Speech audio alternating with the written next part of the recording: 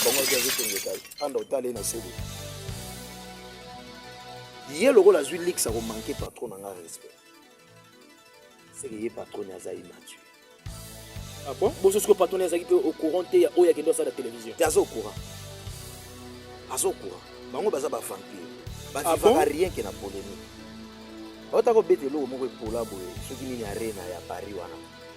Invité spécial na bango batindela biso invitation te batikala kobenga ta papa chéri te keno akende kozala invité na bango mais babima na campagne mo na TV pona koyebisa bato keno papa chéri aza invité ya nini ya Arena. Non ya Arena Grand Paris. Bah est-ce que jiba donc ezala juste des bouches à l'oreille ezalaka bato yeba yango kutu te biso totaka okunda sege minyo manyata voilà tozalaka na 40e jour na biso comment tokotika 40 jours pour tokende ko célébrer kosela mutu mona po tozala nango po au courant te mais babanda ya ba campagne na kombo papa chéri o aza invité na biso spécial invité na biso spécial ba tout temps ba ki papa chéri invité spécial ba tout wela ko somba ba billet oh et ça ndé pona bongo politique et là on a bango ba sali ya 4500 places à Dieu Arena oui bi politique ni ba bima nango oh et c'est 4500 ya ba on peut ba komi obenga fali ya nde invité na biso ya nde invité na biso ya nde invité na bango mais odile manzaka baki ya nde na nit bato ba weli ko somba ba billet obakende komona fali ndenga okina conseil na bango fali pe antake idole na izala papa chéri ayekola de a 12 awenge au travers papa chéri apeti bango 12 bazwi vertige basongeli biso bakomoluka bamanke biso respect yango na kosenga na mwana na odile makwanza lokola immature moto azotindo na TV ya komanke papa chéri je vais bien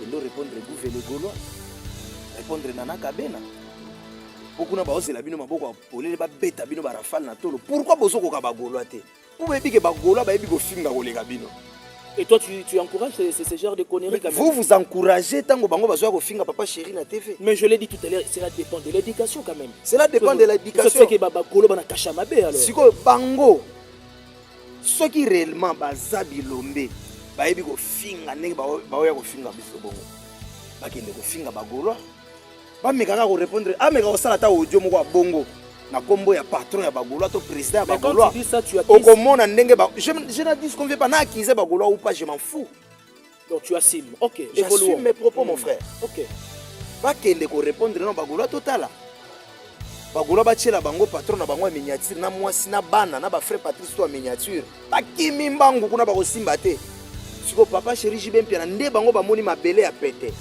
ya kotinda ko ya kofinga papa chéri ko dénigrer papa chéri na TV. Zéro franc congolais. Il faut qu'on rappelle batu que na 10 ans au musique banda ko beta na poto te. 10 ans musique banda beta na poto te tellement batu so bamona ki rentabilité ça soute ba ko salaire te. Ba leader rebelle ba kimaka ba kenda ko postuler pour ba koma ba député bo rappela ngo ba melo obi ke bino ba journaliste moi mitema mabe. Obi tu na raté pourquoi bato na ba kenda ko postuler. C'est que Yusundu obeta na postuler za ya kimaka musique. Non, Yusundu même exemple. Tes frères. Yusundu a commandé na fin carrière na. Yusundu ne joue plus la musique. Jusque là. Sidiki Diabaté Moutazoa. Relève voilà ouais. Yusundu ne joue plus. Yusundu ne joue plus. Mais yo za soit disons un succès. Mais beta ba concert na ba ville, beta ba concert na ba changu na ba bandal, ko ça ta ba $15,000 kasi. Pour biso na ça 50,000 to beta à concert na. RK, tu te conviens avec certaines personnes ils ont un orchestre, ça va répéter un belé, un concert moins. Mais oui. Bazali, hein? Des belés. On a tout un peu comme un orchestre. De toutes les façons, j'aimerais bien avoir. J'aimerais bien avoir une précision, claire et nette même. Qu'est-ce qui se passe que tout le monde a dit, là, déjà l'ex wana, il y a quoi attaquer papa chéri? Ah, merci. Azui l'ex. Apparemment, comme c'est des émissions bandit, question il y a bien de ce pénon yango. Moi na wana makwanza. C'est comment dit? Va benga kena. Odi le manzaka.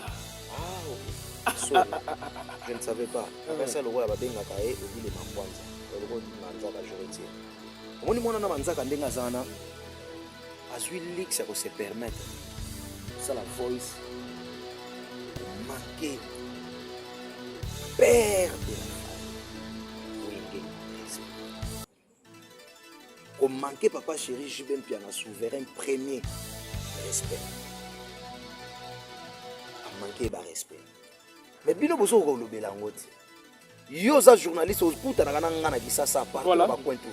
Oza na émission na ngata moko te yo mona ngana zo manquer patron et respect. Mais cela dépend aussi de l'éducation quand même, RK. Merci. C'est pour te dire que biso patron na biso asa très bien éduqué. Yango mona ka biso to zo ka ligue sona te yo manquer ba patron ba ninga respect. BIMAV TV, la chaîne d'impartialité.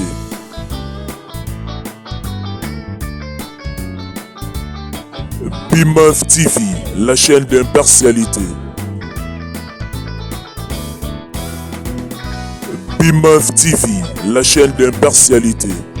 Et voilà, vous êtes sur BIMAV Télévision, la chaîne qui apporte une nouvelle touche dans la communication.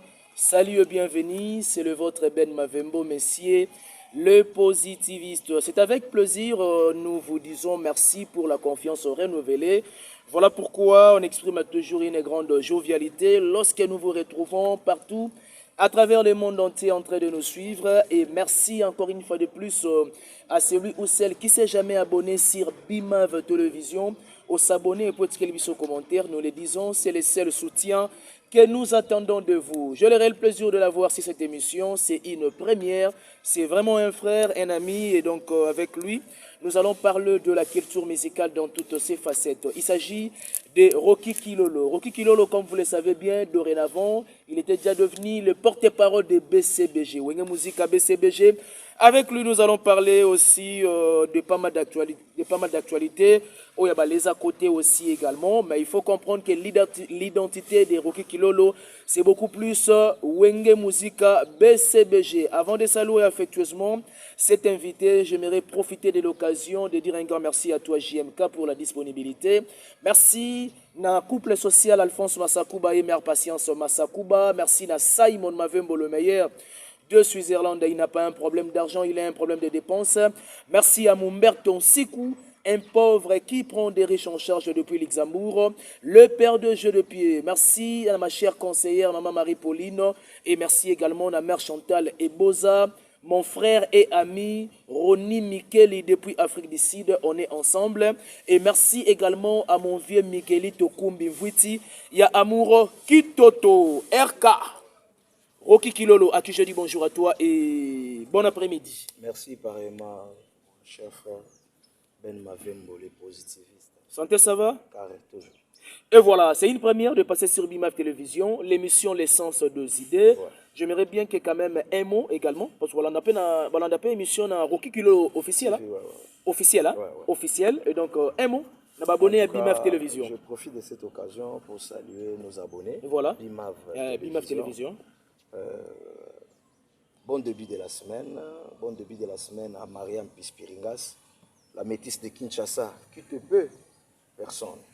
Bon début de la semaine, crème de crème, le maître du barreau, maître Lundende. Maître Lundende, c'est la taille qui fait l'homme en fait, ainsi que la tête. Kabosh, maître Lundende, maître Patikayo, Toalekio, Azate, Babi, d'ici là, tout le monde est à sommet en Boka. Maître Lundende, je te salue. Je salue mon vieux Pierre Aïcha Bikakala, Motopamba de Lyon, ainsi que sa charmante épouse, Maman Nangaï. Et voilà, merci beaucoup RK de l'entrée des jeux. J'aimerais d'abord, ça va bonner d'abord vie. Il y a BCBG. BCBG, papa chéri, Jubin Piana, toi on a vu au carré, carré toujours. Carré? Toujours. Chaque week-end, bah mouvement. Chaque week-end, on a vu au total qui va bêter en Zambie. Le week-end il y a la semaine passée, tu as en Zambie, samedi tu Longwe, tu quittes Lubumbashi, le même samedi tu as vol, tu quittes Kinshasa à 18h moins, non 18h, tu quittes Kinshasa à 18h, tu l'équipe Balamon dans concert. Okay. Un samedi à semaine. Tu bêtis wana, dans la ville wana na libota moko excellence. Tu Longwe, le même samedi tu utaki, tu bêtis na Kim, tu lali dimanche nango 22h tu zaki sous na résidence à Mokonzi moko ya mboka On a un concert privé kaka. Ouais. Tobetaki na libota moko ya mokonzi ya monene. Quand je dis à monene, cela veut dire solongoli Fachi Beton. Les deux premiers baza simane wana. Ah, ok bien. Tobetaki na famille ya moko. Après wana ka le même dimanche toye ko succès na Atimo. Atmosphère, oui. Tobeti wana ti 6h à 7h du matin. Tema bato batondaki te papa Chira lobi le club. Tozali na le club chez le boss Richard Kabala. Oiseau produire biso le 8 novembre, donc samedi à semaine tout ça. Tous à Ngambo à Lubumbashi. Ok. Donc bateau de Katanga, vous la biso le 1er pardon. Le 1er novembre. Le 1er novembre tous à Ngambo à Lubumbashi. Auto CP Sabandi on a biso. Semaine prochaine tous zongi mbango ba moto sur Kano rapide kati parce que le 8 novembre tous à la hôtel na Brazzaville pas ya Bébé Retour, le manager boss. Mais Babi que BCBG trop bas concert alors qu'il y a eu déjà la reprise des concerts. Qu'est-ce qui bloque BCBG bien que ça machine ya musique. Mais qu'est-ce qui bloque que beaucoup de taper Libanda précisément en Europe. Ba concert en Libanda à la Nambongo te. Ah. Ne dis pas ça papa. Ba ezana là. Ba concert à Libanda o. Ezala na Nambongo te. O ba fali ba beta ba ferre ba kofi ba wera. Mais si vous avez un bon temps, vous avez un RK. Ils ont un concert, ils ont un concert, il y a une carrière. Il y a un concert, il y a une histoire, il y a une carrière musicale et artiste. Ok. Oui, vous avez un jour, on a bêta Bercy. Moi, je ne sais pas Zénith de Paris, bêta Bercy, bêta Olympia, bêta LSC, Élysée Montmartre, bêta salle mythique tout le monde à Paris. Mais ce n'est pas l'une des raisons à Tobi Gete, concernant vraiment bon comme tu l'as dit tout à l'heure. Mais cela n'empêche pas quand même BCBG Machine à Musique va continuer toujours côté ma carrière ou encore principalement Papa Chéri. Mon cher, musique à business. C'est ce que les gens oublient. Musique est un business. On doit sauter mon cher ami. Musique à business, musique. Omoni ba artiste Congo, ba leader tout ya Congo. Faut qu'on se le dise la vérité. Ba yebi que na Congo est un artiste Missa Kota Kanyanga ko Papa Chéri. Oh. Mais quand tu dis ça, Nathalie émission moko ya mi Genyema. Na leader moko ya mboka o. Abanda ko beta je crois na arena mo ya Belgique. Leader ana zo ba na mi Genyema lo be moni ba concert to ya ko tshela bino ba guichet. Ya kufungwa mana ba Europe bosomba ba billets za na Fnac bosomba ba billets na Château Rouge bosomba mige ba concert wana ala na mbongo te veut dire quoi ba concert au mona to betaka na ba Afrique o to betaka na ba Kini wana ikota mbongo koleka ba concert to ya ko tshela bino na poto légende mutalo bana mige c'est à vérifier bokende na chaîne mige. Non moi d'ailleurs je me rappelle et puis na combien si kozali c'est pour te dire que ba concert au mona kana o arena kingandi matalana lokumu. Mais en termes de rentabilité, en termes de cotiseli, les leaders vont se retrouver atteint. Ok. On va mettre un concert à l'Okumu. Mais la mitou na bango ba ebi ki na Congo za na misa kota mbongo ko leka Papa Chéri jibe mpiana te ba ebi yango. Ese lo ko discuter. Ça dit Papa Chéri a comprendre déjà système. Na semaine moko tozalaka na 4-5 productions. So imagine toi que nous na semaine moko so beti déjà 4 productions. Concert na biso eza pas moins na c'est à 50K. Ok? Ok, bien. Si vous multipliez en fois 5 dans la semaine, tu as combien? Chaque semaine suivante, pendant les mois, tu as combien? Non pas que la cacher à 3-4 arènes. Aux hommes, tu as libaya poto aya sali 12 mois ya promotion oui. Sans sold out, sans babanini ba catégorie épuisée. Mais quoi qu'ils aient un Rocky parce que c'est aussi un aspect important pour la carrière. Je n'en disconviens pas. Voilà. Et voir même biso no mon biso boto na processus ça OK poto. Et d'ici là, on a profité de l'occasion, on a voilà. En Europe. Poto, tu sali 10 ans, 10 à 11 à 12 ans. Namboka, oh, musique est na poto te. Aux journalistes, mon cher. Ouais, justement. Aux bandits journalistes, mais na yo lobité.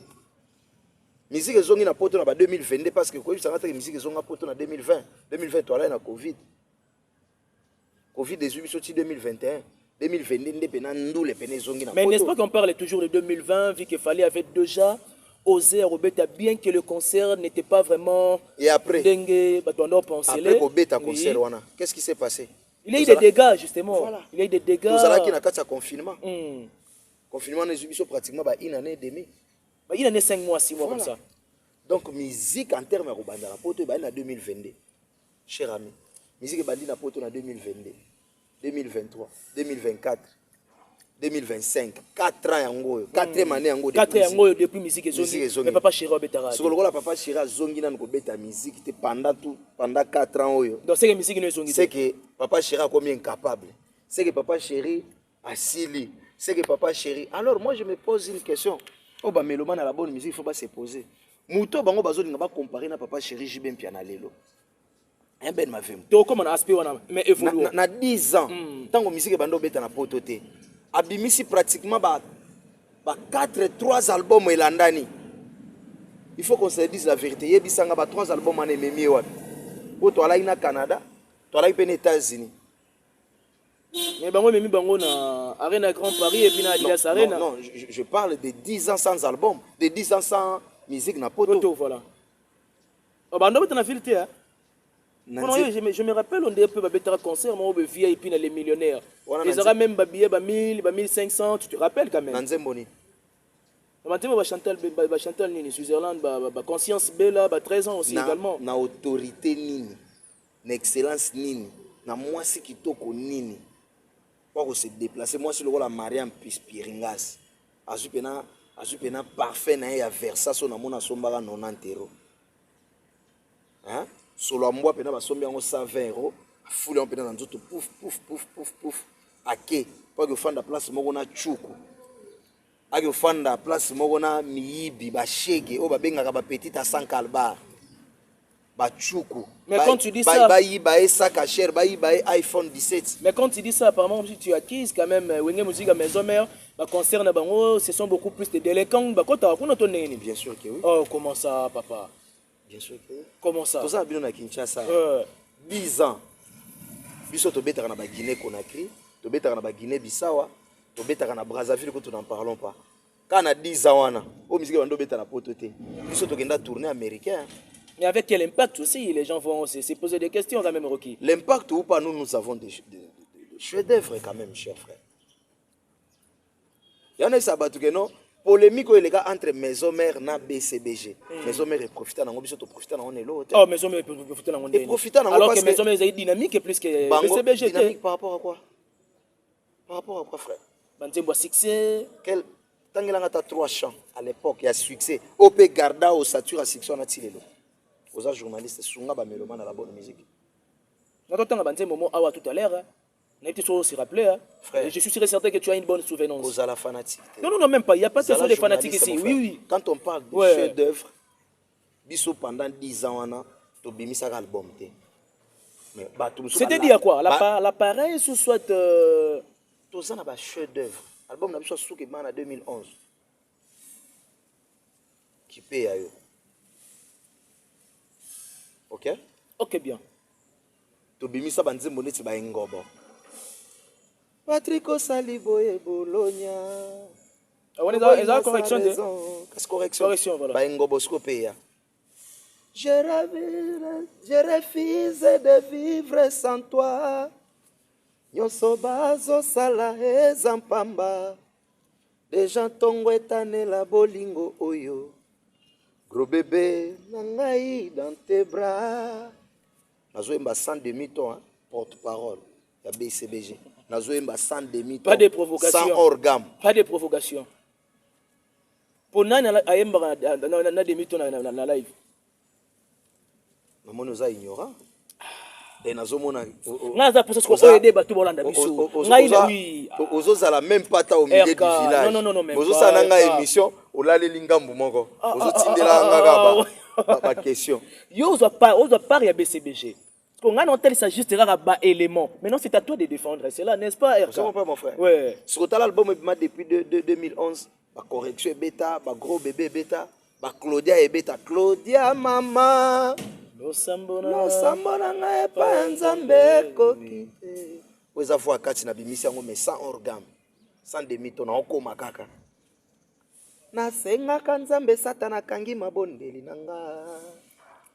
Na leli Mais ma chaîne de vos RK, bana poste na ngona pototé. Vous comprenez? C'est pour te dire que non, papa chéri, pendant 10 ans, on a fait sans album. Mais tant que tu as bimis album, balle de match, tu as un disque d'or certifié. Zebou qui est à Tilelo. Babilo mocho ko bima so ki délestage so. Mais j'ai si si ko ezo beta. Départ unique beta ma quand même to. Beta maté. On a tout nié so beta maté. Pour ne bigo so no ka para BCBG, c'est tout à fait normal. Avant on a question le beso beta quand même. Donc je me retrouve le vrai à BCBG, je me retrouve devant un fanatique. Malheureusement. Vas-y. Oh, et beta maté. Tu as un problème sérieux là. Oh mon frère, et beta maté. Problème sérieux. On a tout nié so beta maté. Autant bola quand même té.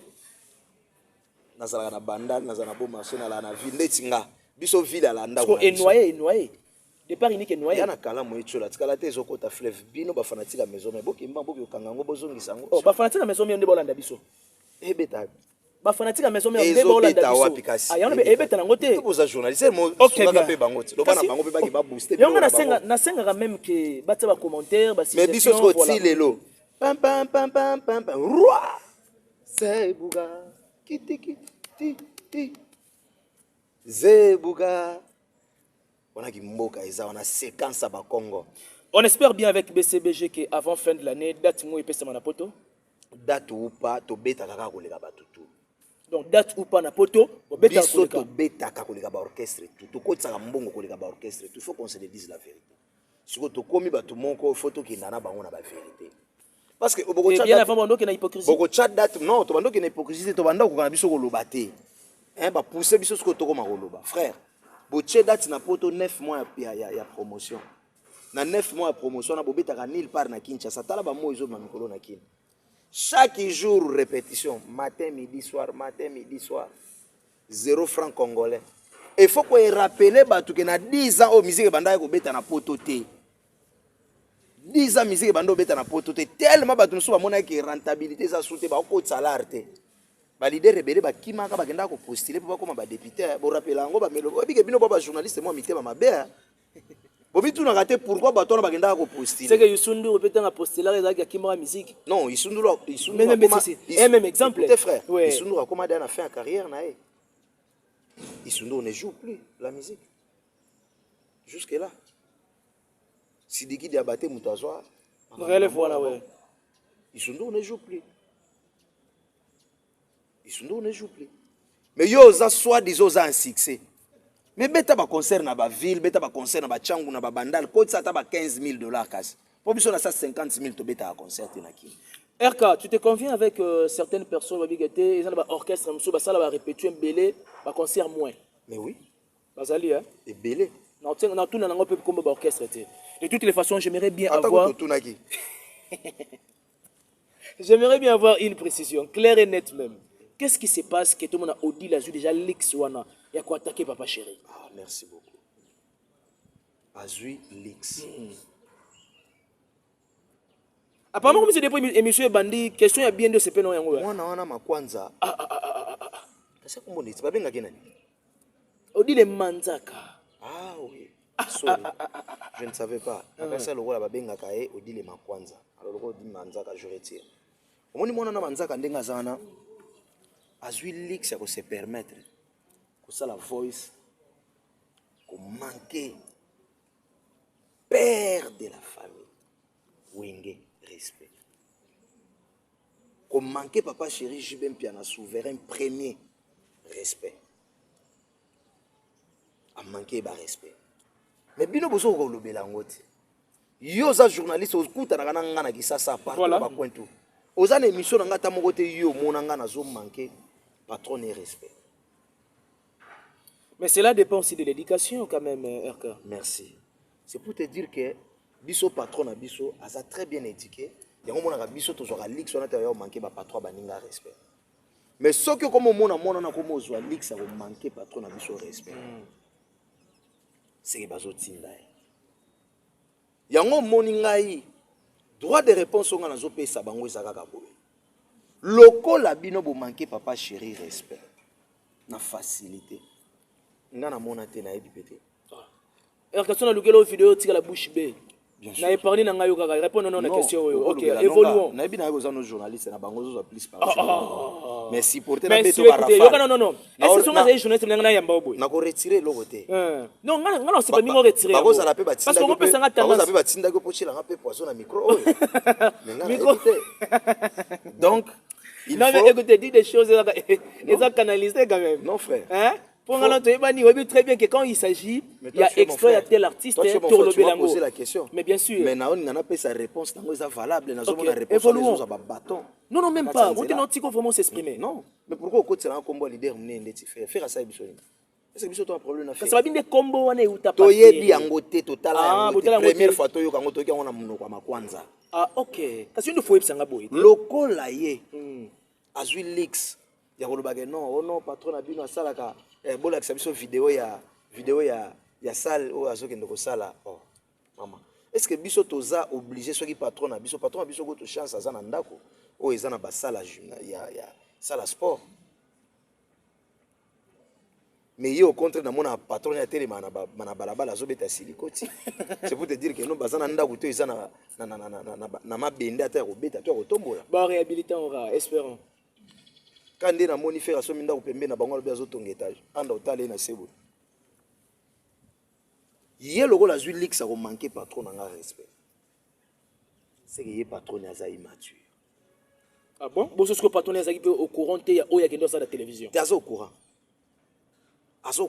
bango baza ba vampire ba vivaka rien que na polémique ba ta ko bete logo moko epola boye soki nini arena ya Paris wana invité spécial na bango batindela biso invitation te batikala ko benga ta papa chéri te que non akende ko zala invité na bango mais ba bima na campagne mo na TV pona ko bisa batu que non papa chéri za invité ya nini ya non ya Arena Grand Paris ba est-ce que jiba donc ezala juste des bouches à l'oreille ezalaka ba toyeba yango kutu te biso totaka okunda sege minyo manyata voilà tozalaka na 40e jour na biso comment to kotika 40 jours poto kende ko célébrer concert à mutumo na poto tozala nango po courant te mais babanda ya ba campagne na kombo papa chéri o aza invité na biso spécial ba tout temps ba ki papa chéri invité spécial ba to ba wela ko somba ba billet oh ezala nde pona bongo politique et loko na bango ba sali ya 4500 places à Dias Arena webi politique ni ba bima nango c'est 4500 ya bango pe ba komi obenga fali ya nde invité na biso na bango mais odile manzaka baki ya izende na nit bato ba weli ko somba ba billet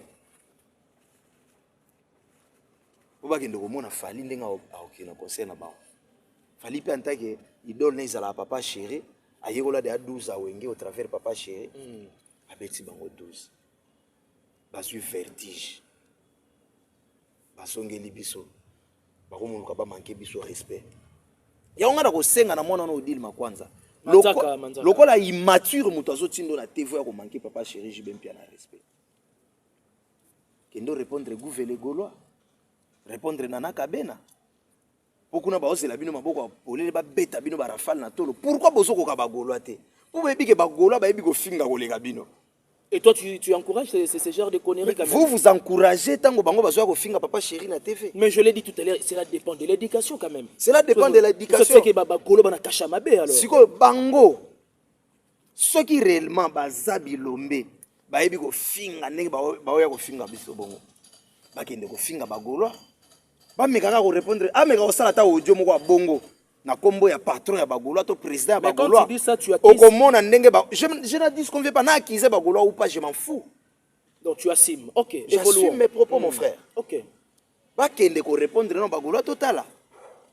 Bagolois ba tchela bango patron na bango ya miniature na mwasi na bana na ba frère Patrice to miniature. Ba kimi mbangu kuna ba ko simba te. Siko papa chéri jibempia na nde bango ba moni mabele ya pete. Ya ko tinda ko ya ko finga papa chéri ko dénigrer papa chéri na TV. Po kuna Roki Kilolo afinga kate, Roger Ngando afinga kate, tika to kende. N'est-ce pas que Roger Ngando nem t'appeli ça moi moto oyoyo na ba dire na emobe avant nini théâtre de gymnase na bino. O izalaka annuler suite ba mamba visa. Ko pelisa moto par rapport à quoi? Mais ba dire na yewa lo ba quand même na libanda. Mais Roki tu n'es pas sans ignorer, affaire à poison, machin et tout consort. Ça fait allumer le feu quand même. Mon frère. Ouais. Tu sais que tu as toujours donné l'image d'un frère qui est intelligent. Je vais maintenant te demander d'essayer un peu de m'expliquer les propos de Roger. comme Roger qui passe à la télé qui dit voilà. ceci. Peut-être bazaki flou na compréhension. Bato baza na bango flou. Bon, bato bako Oui, sala mais voilà, mutu c'est ça. la flou na compréhension Et tu eza peux mutu éclairer. oyo azwi temps koleka na bande de l'école te. Quelqu'un qui passe à la télé qui vous dit que non, amitié, il y a papa chéri Jibem Pian avec son frère. Oui, qui est Ranson. Ranson. Oui. Il y a un artiste congolais qui m'a appelé un bon matin pour amener une vidéo ya papa chéri na moninga nae en communion. Oh, venir président Roger. Oh. Roger qui se pose la question, mais qui m'appelle président à 7h? C'est à 5h du matin. Venir Namboko, non, pas bengo président quoi. Oh. Ah oui, mon vieux, c'est comment? Non, je t'appelais juste pour te dire que non, dites à ton patron de faire très attention. Parce que je viens de voir une vidéo où il est en train de festoyer, de parler avec son frère, son ami, qui est Ranson. Dis-lui de faire très attention.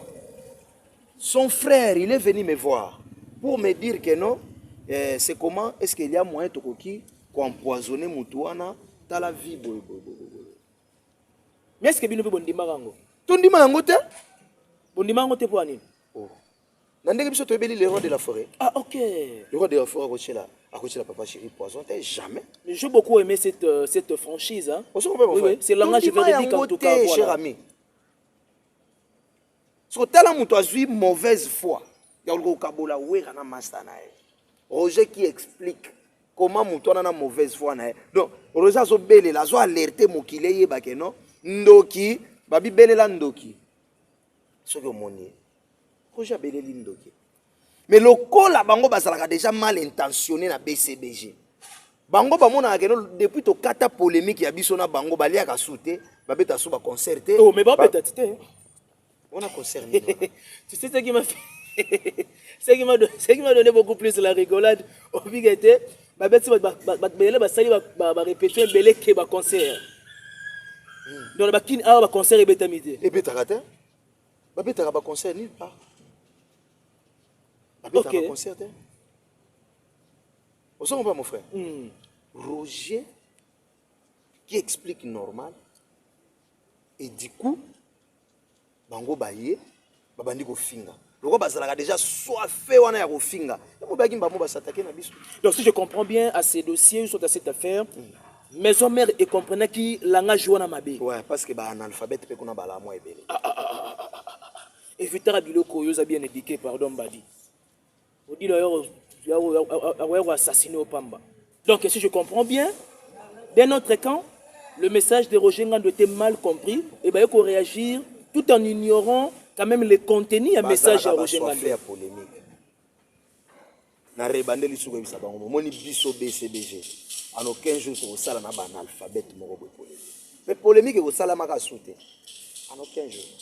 Ah donc ba fan ya bes ya nini ya wenge musique à maison mère rebelle baza ba analphabète. Ça aussi tu assumes? J'assume bien sûr que oui. Faut pas comprendre mambo na lobby au bien.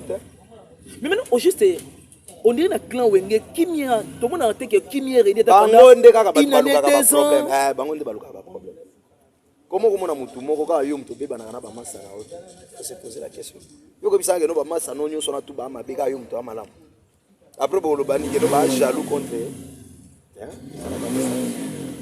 OK ça n'a pas de sens. Mais dis-moi papa chéri c'est vrai que tout le monde a plusieurs fois à sala quand même moi apparition moi belé na petit frère na qui est bel bien Fali au bêta Stade de France. Vous les soutenez aussi également? Bien sûr, Azar artiste à Boka pourquoi pas. Bravo l'artiste. C'est la fierté de mon pays. Et puis voilà. Lentement et sirement nous attendons au terme de cette interaction. RK, qu'est-ce que les gens peuvent retenir et puis n'inviter ceux qui ont rassuré vraiment Batoukier 2026 et que ça annonce bien la BCBG pour la Libanda et Mboka, précisément en Europe. Et ça s'annonce déjà bien avant décembre. Avant décembre déjà. Mais il faut que rappeler que en Europe, BCBG toujours à poto, non pas pour un concert moko 9 mois, une année à promotion, na kin bobeta kanil par ataba kongo pamba bokenda te bofandela kaka répétition et logo bokiko sala l'espace à 12 mois té. BCBG toujours qu'une tournée européenne. Ah OK. Biso to kende la vous avez agenda. To kende biso tournée. tokobeta na Belgique, tokobeta na Allemagne, tokobeta na France, tokobeta voir même na Lille. Ok, bien. Tokobima France, tokia na biso Suisse tobeti, tokia Angleterre tobeti parce que parmi bambato tozo zela pe na micho poto annoncer ba date tout au grand complet. Eza pe bambata ya Angleterre parce que Angleterre ça sona kati ya Schengen te. Te oui na kati ya Schengen. Donc tobeta na Angleterre, tokiti Grèce, tosisi ba contrat sur Grèce toye parce que Canada et États-Unis zo zela biso. Ok, bien. Il faut rappeler ba que tout ça c'est l'orchestre. Oui, kota Amérique trop.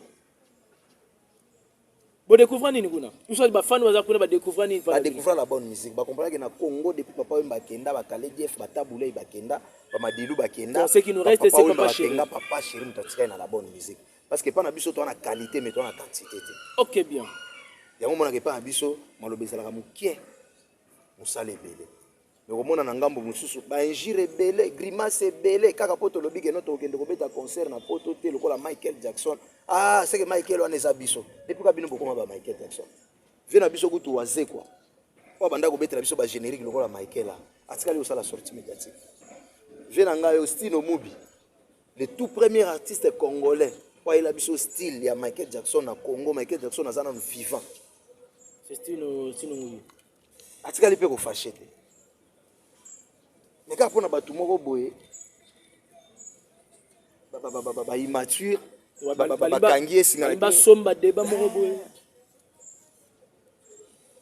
dommage. Bana poto tozoya, tozo ke Lubumbashi week-end oyo. Semaine prochaine tozo na Brazzaville. Et puis voilà, c'était bel et bien RK Rocky Kilolo, le porte-parole officiel des BCBG. Et donc c'était un réel plaisir de partager avec lui ces plateaux de l'émission Le Sens des idées.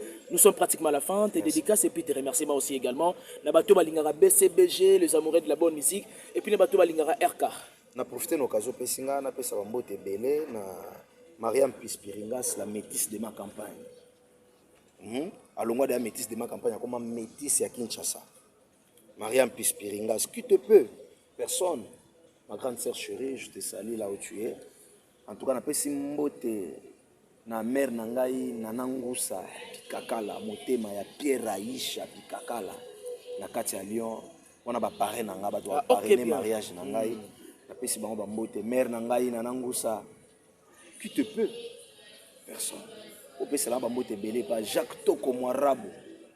Apesi bambote belé vie nanga Jacques Toko Moirabou apesi bambote nanga belé na batutu balinga Rocky Kilolo vie nanga Pacheli Mvoatu na kati ya London.